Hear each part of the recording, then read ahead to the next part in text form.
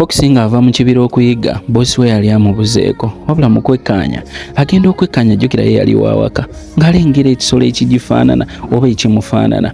Yeno yalowooza eno kapo oba mbwa ginnaayo yakwata ekkuba gy'amusisinkane mu ssanyu olw'ekitalo. Kumbe ono mukambwe ate bano bannakawere bano babe nga gwe nja kukuluma gwe nanga oba abadde aseka kanzire yamukubirawo gwe kwata ekkubo neesonyiwa genda eri naga lwaki sifiira omuyaaye ono yazze kunoonyeza baana b'emmere yadde abantu nga bazibu naye oba tamanyi bwe bagi baana be gye bali nga tagenda teyeetikayo ekyana kimu nga takireeta owaayo abaana bo baabano kati ono agenda okusitula amaaso okwekkaanya ng'omuyaaye ali ku baana baabazanyisa baabo. Kumbe ono boosi we bwe bazze okuyigga yakwata ennyonyi alinamu kasente ajja anoonye embwaye. Kati omukulu olwalaba ennyonyi yadduka n'abaana yabeerabira. Kati Fox alengera boosi we asobola okudduka mu wabula aba agenda kudduka mu kyangaala. Kino kyamuleetera okulowooza embwa ezimu zino zibangezi n'amanya bw'anaakwata ekkubo n'avaayo akato kano kagenda tuusibwako obulabe ate akatali kamu buli bubiri. Yasalawo asirikire waali naye nga yekkaanya boosi we era yeetikko n'omu gwe yali aggyeyo n'ajja amugatta mu bano bawerako. Kumbe maama yakanya kudduka yamulengera ng'adduka naye nga talina na bw'amuyita mugamba nti abaana bo baabano wano. So yagamba abaana mujje tugende mugoberere nze tusobole okunoonya nnyammwe era ebito byo tebirina buzibu. Byatandika okumugoberera bayambuka naye nno laba nannyini baana akyayiga kyokka abaana yabalessa eri. Omukulu yatambula n'ayita amazzi n'ebito bino n'abiggusa gye yali abiggusa wabula papa bagenda. Kumbe omusege gwali guli waggulu nga gubalengera.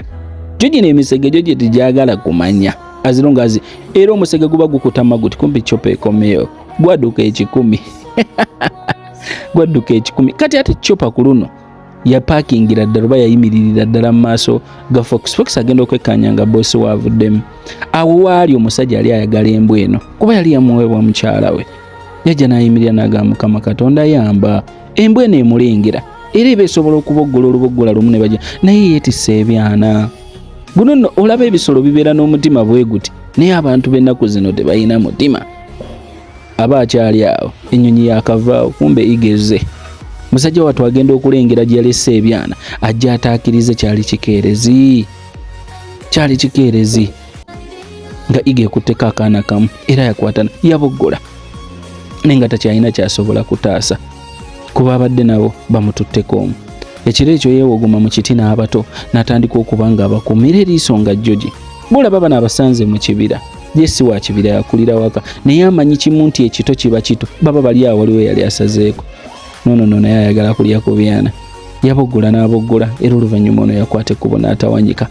Ku makya musajja ato baali bamufunziza omusege gwali gukomyewo ate nga mukambwe yagezaako adduke era mu kudduka yayambuka olusozi naye ng'abuzaabuza ono agoba at least amubuleko ng'adduka amugye ewali ebyana. Yadduka ekikumi era n'abaako we yeekweka we yabulira ono yapala bupaazi n'ayitawo. Musajja wattu n'akomawo n'agamba Mukama Katonda abaana bali seefu. Adduka ekikumi akwata ekkuba dde agenda okwekkaanya ng'abaana bali wano okwekkaanya ng'oli yeetoolodde n'amugamba nakitegedde ogenda kudda gwe Kabaka Mandevia. Wow.